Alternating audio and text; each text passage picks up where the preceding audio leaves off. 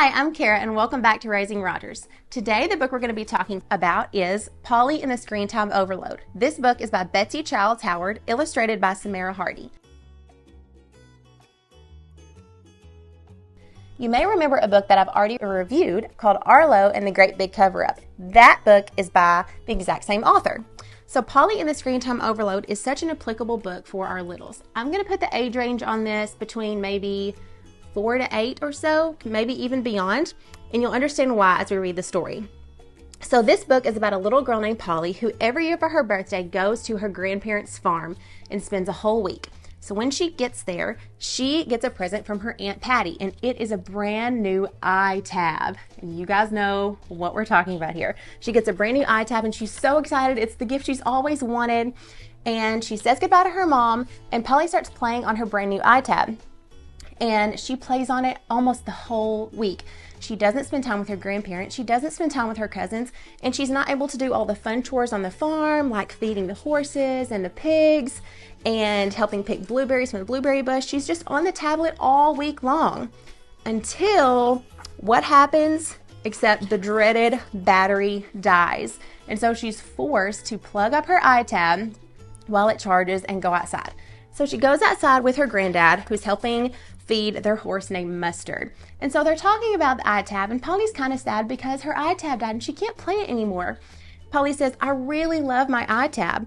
It's not wrong to play on my iTab. And her granddad says a very helpful thing to her. He says, no, it's not wrong, but sometimes things that are good can make us miss out on something even better. God has given us many good gifts, but he says we can only truly enjoy them when they don't take over our lives.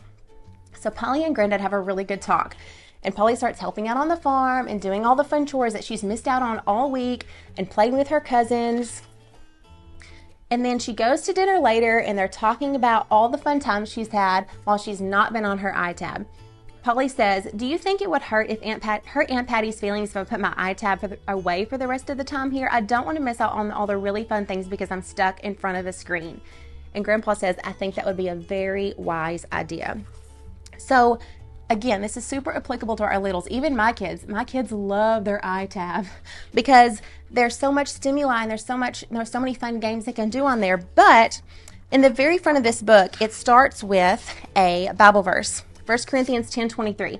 All things are lawful, but not all things are helpful. All things are lawful, but not all things build up. So Polly and Grandpa have a heart-to-heart about how we can enjoy all the good things God has given us, but not all things are helpful. And we can apply this book to our lives because all of our kids love to play on screens. And Betsy Childs Howard has also given this super helpful note to grown-ups, is what she calls it, in the back of the book. And she gives you, as a parent, she gives you ideas for avoiding screen time overload. And she gives you 4 little helpful tips on how you can apply this in your child's life. We can help our kids realize to enjoy other things besides being on a screen all the time. So I love this book because it's just so perfectly applicable in our lives as parents, and the tips she gives in the back. So definitely get Polly and the Screen Time Overload by Betsy Childs Howard, published by Crossway. And I really think that you can add this to your children's library and help them learn a very valuable lesson. So until next time.